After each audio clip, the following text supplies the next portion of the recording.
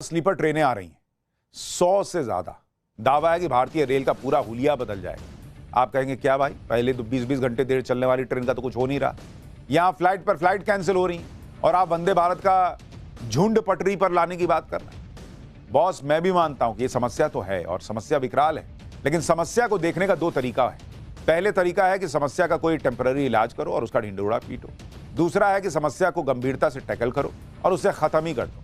Rail, flight, highway से लेकर नरेंद्र मोदी सरकार का क्या अप्रोच रहा है वो आपको तय करना है। हम फिलहाल ये दिखा रहे हैं कि 2026 के 10 मेगा प्रोजेक्ट रेल में क्या गेम चेंजर होने वाला है। 180 की रफ्तार से आने वाली वंदे भारत बाकी रूट्स पर कब तक आ जाएगी? क्या पटरी 180 की रफ्तार सहने की ताकत रखती है, और अगर हां तो कौन कौन से रूट पर? नहीं तो कितना इंतजार करना पड़ेगा? सब देखिए।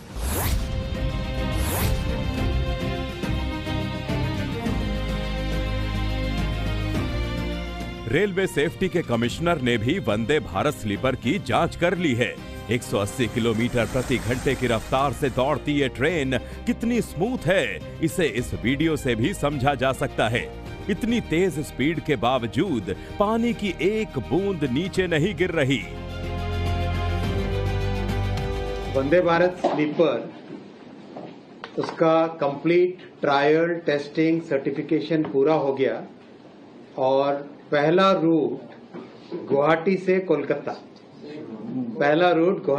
कोलकाता, माननीय प्रधानमंत्री श्री नरेंद्र मोदी जी आगामी कुछ ही दिनों में इस रूट पर पहली वंदे भारत स्लीपर को इनॉग्रेट करेंगे, फ्लैग ऑफ करेंगे। इसमें 3 AC में गुवाहाटी से हावड़ा का रहेगा 2300 रुपये, बहुत कंफर्टेबल है, विद फूड है कंप्लीट। और 2 AC का रहेगा करीब 3000 रुपीज, बहुत कंफर्टेबल है, बहुत मिडिल क्लास का ध्यान में रखते हुए किया गया है।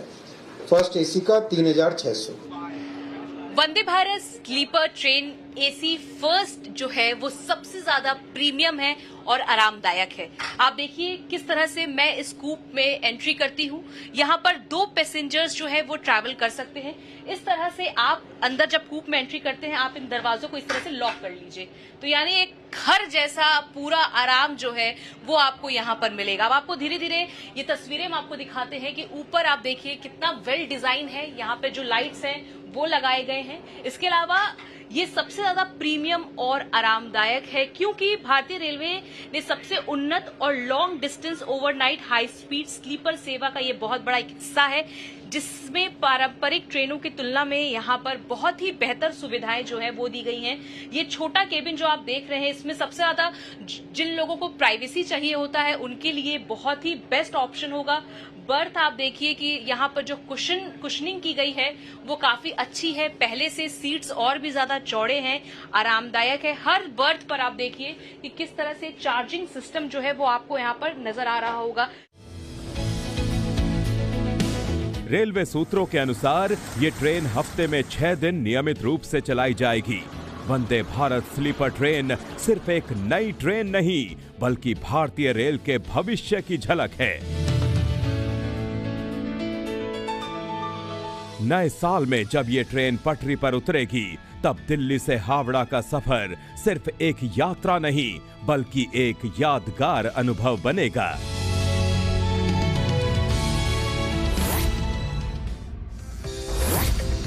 देश में बढ़ते एयरपोर्ट नेटवर्क के तहत जेवर में नोएडा इंटरनेशनल एयरपोर्ट भी बनकर तैयार हो गया है, जिससे उड़ानें जनवरी 2026 से शुरू हो जाएंगी।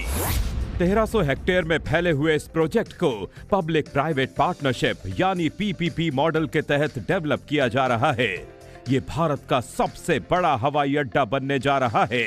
यहाँ पर यात्रियों को आधुनिक टर्मिनल, बेहतर सुरक्षा व्यवस्था और तेज चेक इन जैसी सुविधाएं मिलेंगी। घरेलू और अंतर्राष्ट्रीय दोनों तरह की उड़ानें यहाँ से भरी जाएंगी, जिससे लोग आसानी से देश और विदेश की यात्रा कर सकेंगे। देश के अलग अलग राज्यों के कुल 47 शहरों को पहले इससे जोड़ा जाएगा। जेवर के नोएडा इंटरनेशनल एयरपोर्ट को दिल्ली NCR में तेजी से बढ़ती आबादी को ध्यान में रखकर डिजाइन किया गया है। रनवे की बात करें तो दिल्ली एयरपोर्ट पर 4 रनवे और मुंबई के CSMIA पर 2 रनवे बनाए गए हैं। वहीं जेवर इंटरनेशनल एयरपोर्ट पर विमानों के लिए 6 रनवे तैयार किए गए हैं। नोएडा अंतर्राष्ट्रीय एयरपोर्ट की वो इकलौती रनवे की सबसे पहली और एक्सक्लूसिव तस्वीरें जब आपको हम दिखाते चलें तो आपको मैं इस लंबे चौड़े रनवे की सबसे पहली तस्वीर दिखाते चलूं, जो कि 3.9 किलोमीटर यानी कि 3,900 मीटर की लंबाई के साथ बना है और इसकी जो विड्थ है यानी कि जो चौड़ाई है वो 60 मीटर की है, जिसके अंदर जो 7.5 मीटर एक तरफ और 7.5 मीटर दूसरी तरफ जो है वो सपोर्टिव रनवे होते हैं। जो एक्टिव रनवे होता है ये 45 मीटर की चौड़ाई का होता है, लेकिन जैसा कि हमने आपको बताया कि 3,900 मीटर यानी कि लगभग 4 किलोमीटर जितना लंबा जो है वो नोएडा इंटरनेशनल एयरपोर्ट का ये इकलौता रनवे है, जिसमें फेज 1 पर 12 मिलियन यानी कि 1 करोड़ 20 लाख यात्री जो हैं वो यात्रा करेंगे। जेवर का Noida international airport passenger capacity के मामले में भी सबसे आगे दिखाई पड़ता है। जेवर एयरपोर्ट में पहले चरण में सालाना पैसेंजर कैपेसिटी 1.2 करोड़ तय की गई है, जिसे आखिरी चरण में बढ़ाकर 7 करोड़ करने की बात कही जा रही है। नोएडा अंतर्राष्ट्रीय आगमन कहाँ से होगा? आप फ्लाइटों के अंदर सवार किन ब्रिजेस से होंगे, इसकी भी तस्वीर आपको दिखाएंगे।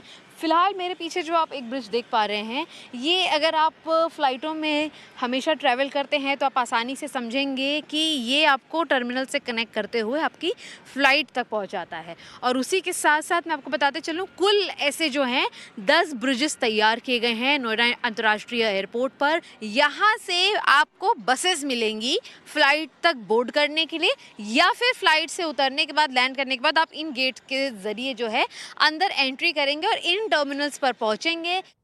2026 में हिंदुस्तान को बहुत बड़े अवसर के रूप में देखा जा रहा है, देख रही है दुनिया, और ऐसी ही उम्मीदें देशवासियों ने पीएम मोदी से लगा रखी, क्योंकि खुद प्रधानमंत्री मोदी के कई ऐसे ड्रीम प्रोजेक्ट हैं जो अब पूरे होने वाले हैं। जाहिर है सबसे ज्यादा खुशी तो उसी को होती है जिसका टारगेट अचीव होता है, जैसे फिक्स डिपॉजिट का टर्म पूरा होने की खुशी।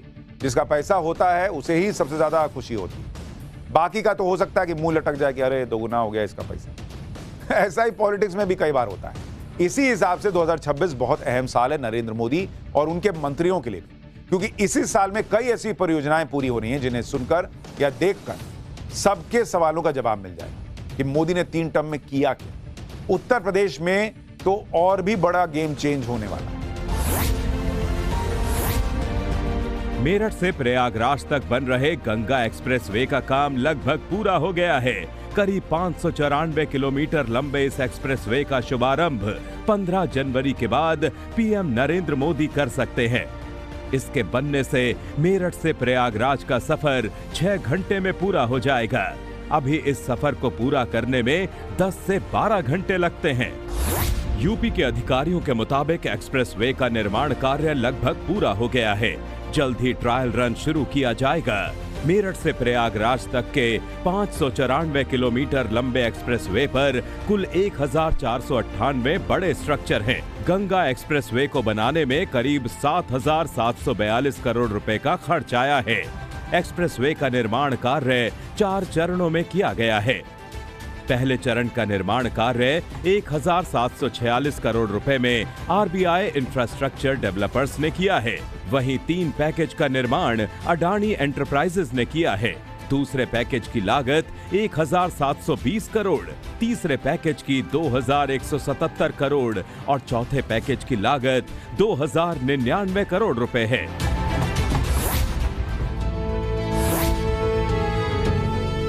देश का दूसरा सबसे लंबा पुल यूपी के प्रयागराज में बनकर तैयार हो रहा है।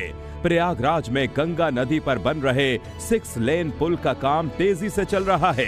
हाल ही में 200 टन का एक सेगमेंट स्थापित किया गया।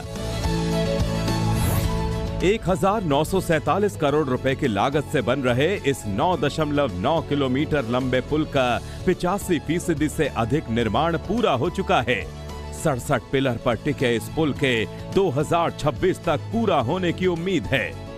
26 नवंबर 2020 को केंद्रीय मंत्री नितिन गडकरी और सीएम योगी आदित्यनाथ ने प्रयागराज में गंगा नदी पर इस पुल का शिलान्यास किया था। साल 2026 के आखिर तक देश का सबसे बड़ा तीर्थ यात्रा प्रोजेक्ट पूरा हो जाएगा। 4 धाम हाईवे प्रोजेक्ट में यमुनोत्री, गंगोत्री, केदारनाथ और बद्रीनाथ को जोड़ने के लिए सड़क बनाई जा रही है। 900 किलोमीटर लंबी डबल लेन सड़क को बनाने में 12,000 करोड़ रुपए की लागत लगेगी। इसके शुरू होने से यात्री हर मौसम में 4 धामों की यात्रा कर सकेंगे। सफर में कम समय लगेगा और कनेक्टिविटी बेहतर होगी। ये रोड भारत चीन सीमा को देहरादून और मेरठ आर्मी कैंट से जोड़ती है। इससे सैन्य टुकड़ियां, हथियार, खाने पीने का सामान सीमा पर तेजी से भेजा जा सकेगा।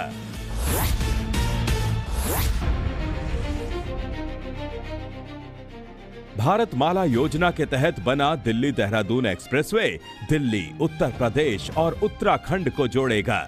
15 जनवरी से इसे जनता के लिए ट्रायल के तौर पर खोल दिया जाएगा। उसके बाद प्रधानमंत्री नरेंद्र मोदी विधिवत लोकार्पण करेंगे।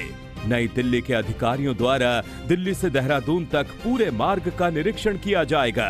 निरीक्षण के बाद प्रधानमंत्री नरेंद्र मोदी द्वारा एक्सप्रेसवे का लोकार्पण किया जाएगा। दिल्ली देहरादून एक्सप्रेसवे 3 राज्यों के लिए वरदान साबित होगा। खासकर उत्तराखंड जाने वाले पर्यटकों को भी ये ट्रैफिक जाम से बचाएगा। पश्चिमी उत्तर प्रदेश के गाजियाबाद, बागपत, मुजफ्फरनगर, शामली और सहारनपुर जिलों को जोड़ने वाला ये एक्सप्रेसवे हाईवे व एक्सप्रेसवे मार्गों की बेहतर कनेक्टिविटी प्रदान करने वाला एक अहम आर्थिक गलियारा है। दिल्ली देहरादून एक्सप्रेसवे की लागत लगभग 13,000 करोड़ रुपए आई है। 210 किलोमीटर लंबे एक्सप्रेसवे का काम 5 साल में पूरा हुआ है। दिल्ली से बागपत तक का 31 किलोमीटर का हिस्सा खोला जा चुका है। दिल्ली देहरादून एक्सप्रेसवे से उत्तराखंड की